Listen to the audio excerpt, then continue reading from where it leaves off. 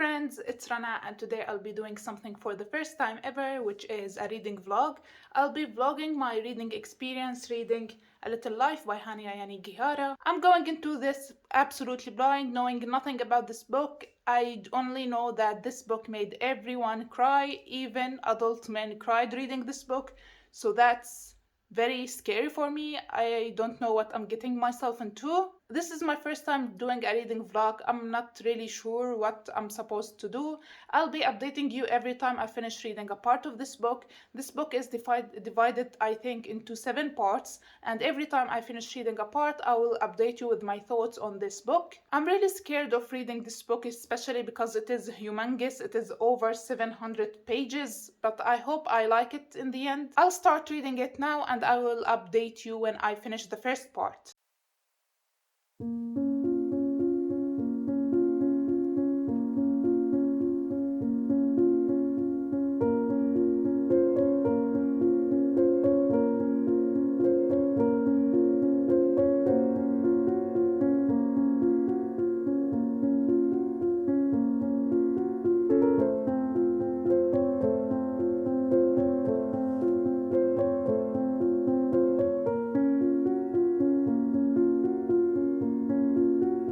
Hey friends! I don't know how many days it has been since I started reading the first part, but I finally finished reading it yesterday at work, and I wanted to talk a little bit about it. Please don't mind how bad I look right now in my pajamas, sitting here trying to tell you what I thought of the first part, but if I didn't film it right now, I will never film it, so I have to push myself to do it. A Little Life is a little bit long and wordy, and it takes some time to read. It is not a fast read at all, and I haven't had much time reading recently. That's why it is taking me some time to make some progress in my reading of this book. The first part, the Lispenard Street, is like an introduction to the characters and exposition, if you may say.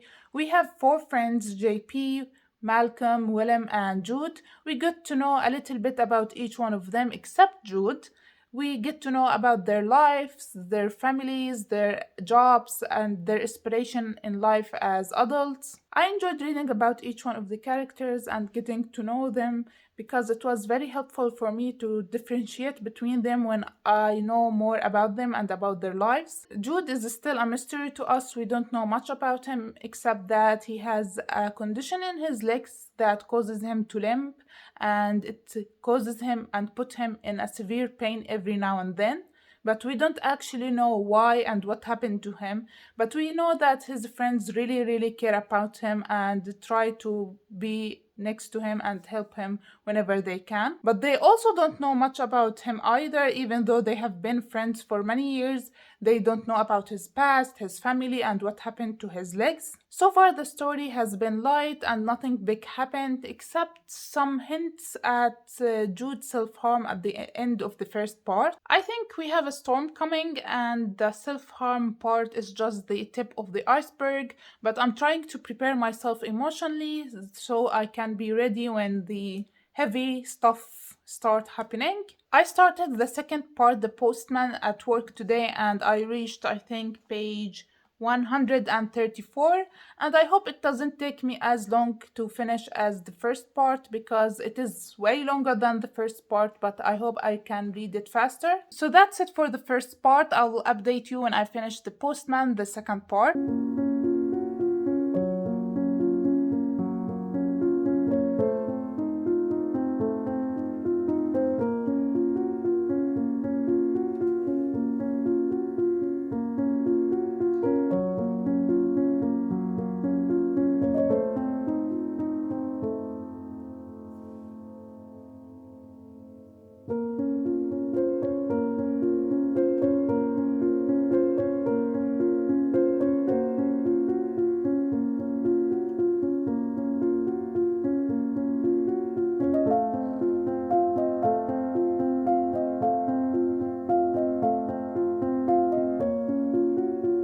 Hey friends, today I didn't read anything at all. I slept till noon because it is my day off, Friday, and I like to sleep in. And now we are in the park walking a little bit before going to the mall because The park opened for the first time since the last year, since Corona started, and we are now walking a little bit in the park before we go to the mall. The weather is very beautiful. It rained for the first time this season. The winter is really late this year, but it finally started. I don't think I'll read anything today. I maybe read 10 pages before I sleep, but other than that, I don't think I'll read anything. It looks like it will rain again now, so I'll see you later. Hey, it's been a few days since the last time I updated you. I was feeling a little bit lazy filming and I didn't film any updates for this vlog. But today is Monday. I finished reading The Postman on Saturday and I binge read the third part, Vanities, at work today. The second part, The Postman, is set 5 years after Jude and Willem moved to Lispenard Street. We get to know more about Jude in this part. We get to know that his leg injury was caused because of a car accident. We still don't know the details and we don't know if it is real, if it is not a lie. We discover more about his past, that he was actually abandoned as a baby next to a monastery and he was harshly raised by the monks there. We see also his relationship with his professor Harold, how they became friends, and we also see his relationship with his doctor Andy and how they become close to each other. Then at the end of this part, something really heartwarming happened where Professor Harold and his wife asked Jude to adopt him as their son. It was very heartwarming to me. I loved reading about the adoption day and how much Jude was happy that day, surrounded by his friend and his new family. This part was half sad, half heartwarming because there was some sad parts that were really, really sad. We delve more into Jude's self-harm and his childhood abuse at the monastery. That's briefly what happened in the second part, The Postman. As for the third part, Vanities, it was also set another 5 years after the adoption of Jude. There weren't many important events that happened in the third part of this novel. It is mainly talked about their adulthood and how they are working and how Jude changed his work and other things like that. JP did something very, very rude towards Jude at the end of this part, which left me really angry. I hated JP at that moment when he did what he did. I think he is very selfish and he doesn't really care about his friends. He is really self centered. I don't want to talk much about the details because it will be spoilers if I said what happened, but I really hated JP and I don't know how he will redeem himself in this book, but I don't think I will ever forgive him. I still didn't cry. It takes a lot to make me cry reading books, but I think it is now like a challenge to see if this book will be able to make me cry, and I am really trying to accept this challenge to see if I'm gonna cry like everyone else or not. So that's it for the second and third part of A Little Life. I will update you when I finish reading the fourth part. Tomorrow I will try to start and finish reading it at work. I don't know if I will be able to do it, but I will try my best. Also, I don't know what to film for you guys in this vlog. I have a really boring life. I'm either at work or at home. I don't have anything to show you. So that's my everyday life. I will read the parts, update you, then read the parts and update you. That's it. I don't have anything else to show you. So that's everything I have for you today. I'll see you tomorrow.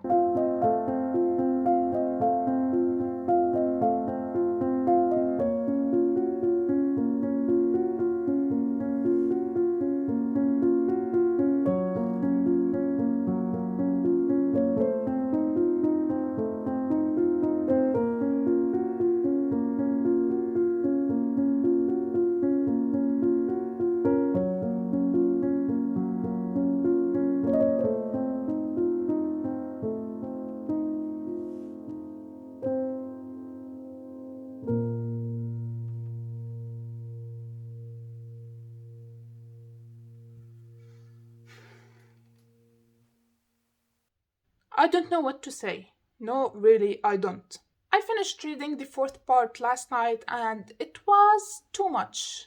Too much. I understand now why people call this book torture porn, because the fourth part, it was a whole new level of depressing, and I don't know why. What's the point of writing such bad, terrible things?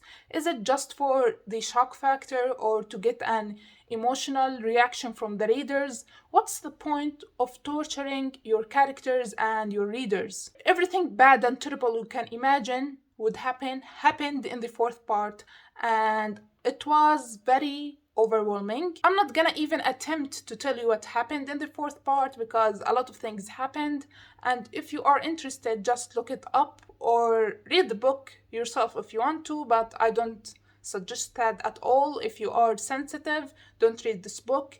There are a whole lot of trigger warnings that should or must be mentioned in the start of this book, but they weren't mentioned at all. Do you know that feeling when you read the sentence in a book that tells you that it got its title from that part of the book or from that sentence? When I read it here, and I read from where A Little Life came from, I hated myself for a minute. I think that experience of reading the title of the book inside the book, it will stick in your mind forever when you read A Little Life and you know where A Little Life came from. And the question that I answer every time I update you reading this book is, did I cry reading the book? And the answer this time again is no, I didn't. It was traumatic, terrible, everything bad in the world that could happen to a person happened in this part, but I didn't cry. It wasn't emotional from me. Didn't get any emotional response from me because I felt it was too much. It is like near impossible to happen to one person, all these terrible things in real life. And the thing is, the next part, titled The Happy Years, most people who read this book said that the worst things that happen in this book happen in this part, in the happy years. Happy. And it is the longest part yet in this book. It is nearly 200 pages, so I don't know how much it will take me to finish reading it, given that it will be not happy at all reading that. I will take my sweet time reading that part because I just feel overwhelmed reading this book. It is just too much for me. But of course, I will update you after I finish reading The Happy Years and I will tell you my thoughts then. But for now, pray for me to get through this book without having a PTSD.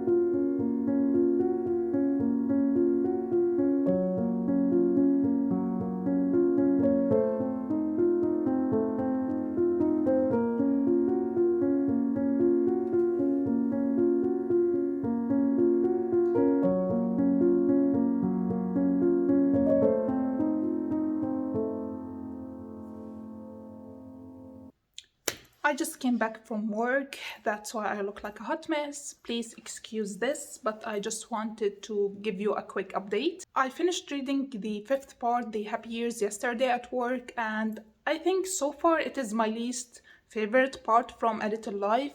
It just because it focuses on the relationship of two certain characters, and as you probably know, I don't really care about romance and relationships in books, and the part was too long for me to bear, like 200 pages too long. The title, The Happy Years, is a little bit misleading.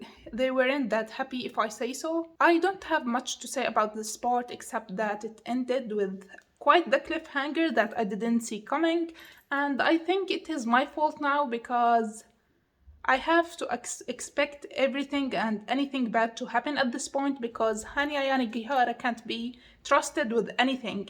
Everything possible that can go wrong, it goes wrong in this book. And today, like an hour ago, I finished reading the sixth part, Dear Comrade, at work, and it was very sad and depressing. I fought my tears a couple of times.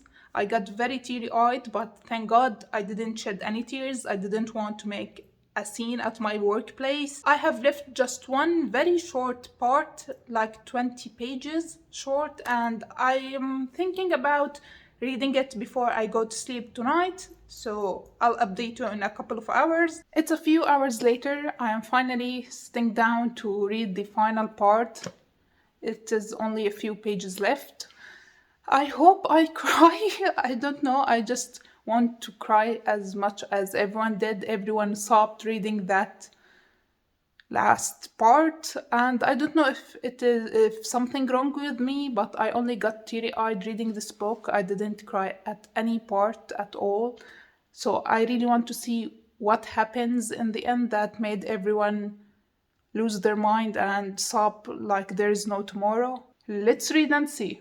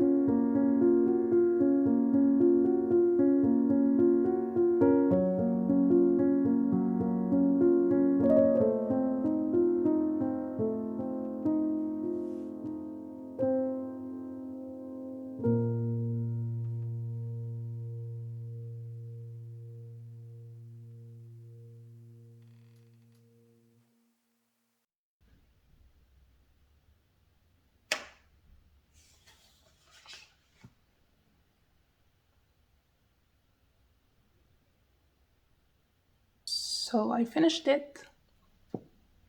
I didn't cry. I think I am a cold-hearted bitch.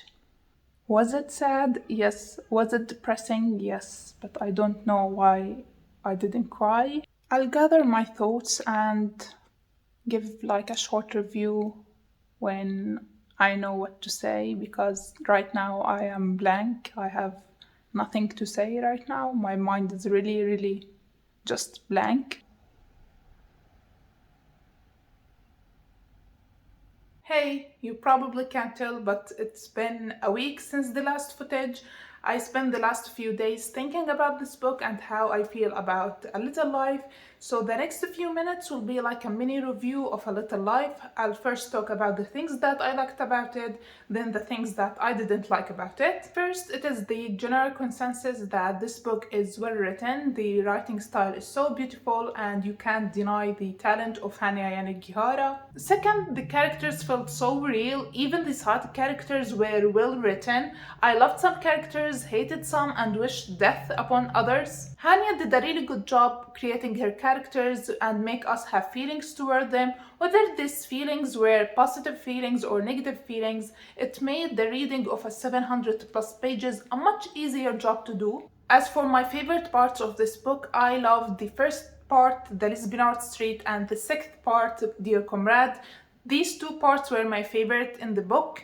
I enjoyed reading the Lispenard Street because it was a somewhat light and fun read to do, getting to know the characters for the first time, reading about Willem, JP, and Malcolm for the first time, and getting to know their lives, not just reading about Jude. As for Dear Comrade, the reason why I liked it is because it is the only part in this book that got me teary-eyed, and it got me all emotional, seeing how one character was grieving the death of another one, and it broke my heart seeing how much he missed him but couldn't do anything to make it less painful. When I first finished reading A Little Life, I gave it 4 out of 5 stars, but today, after thinking a lot about it and about the things that I didn't enjoy in this book, I decided to lower my rating to 3 out of 5 stars.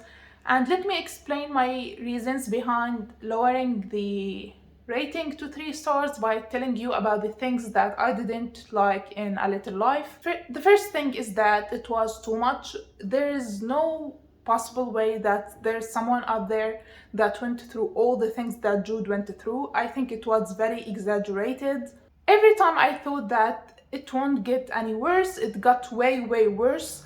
And it is like rana-najjar thought about all the bad things in the world and decided to inflict them on just one character, who is Jude. What are the odds that every man that Jude met in his life since he was born wanted to hurt him in some way or another? Like, I know a lot of men are pigs, but not to the point that every man Jude met wanted to assault him and not even one of them tried to help him. I think it was very exaggerated just for the shock factor and to invoke emotional responses from the readers and to hurt them. Second, it was overly and unnecessarily descriptive. Like, I hated reading about the abuse and self-harm parts. And it was not because of the nature of abuse or self-harm, but because of how overly descriptive it was. It described in vivid details how Jude kept cutting himself in every way possible, to the point that the skin on his arm didn't look like skin anymore. These parts honestly traumatized me, and I can't think about how a reader who suffers from self-harm, how they feel when they read these parts about Jude's self-harm. Like, it was too much. I am just thankful that the rapes and the sexual assault parts weren't as descriptive, and I think I have to thank the editors for that, because I heard somewhere that the editors made rana-najjar delete and reduce the amount of description on some parts because they thought that it was too much and overly exaggerated and unnecessarily descriptive. Also, I think this book would benefit from adding at least a page at the start of the book listing all the trigger warnings in it. It would seriously help a lot of readers to avoid reading this book because of the trigger warnings in it. And I can see how harmful these things can be for many readers, and I couldn't imagine how awful it would be being in their shoes reading about all these messed up things. Lastly, I think I would have liked this book better if it was like 200 pages shorter than it is. It would have left a stronger impact on me if it was edited more and was cut down on the unnecessary parts that desensitized me by the end of this book. The first half of the book, it got emotional responses from me, but with each bad thing that happened to Jude, I stopped feeling anything. I became numb because it became ridiculous at the end. The last part, which left everyone a crying, sobbing mess, I read it, as you saw, like it was nothing. I was too desensitized to feel anything at that point. I only felt relief that I am finishing the book and that it was finally over. I was glad that this nightmare is nearing its end, and I saw it coming. Let's be honest with each other, we all saw it coming. There is nothing in this book that hinted that Jude might have a happy ending. Absolutely nothing. I don't know what else to say. I just feel accomplished overcoming the FOMO of this book. I will never reread it again. I will never recommend it to anyone ever, not even to my worst enemies. So that's it for today's vlog. I hope you liked it. I don't know if I did a good job in this vlog because it is my first time filming a vlog ever, but I hope you liked it. I would like to discuss A Little Life more with you in the comment section if you would like to, or in DM me on Instagram to talk more about it if you have read it. So yeah, that's it. I hope you have a good day and I will see you next time. Bye!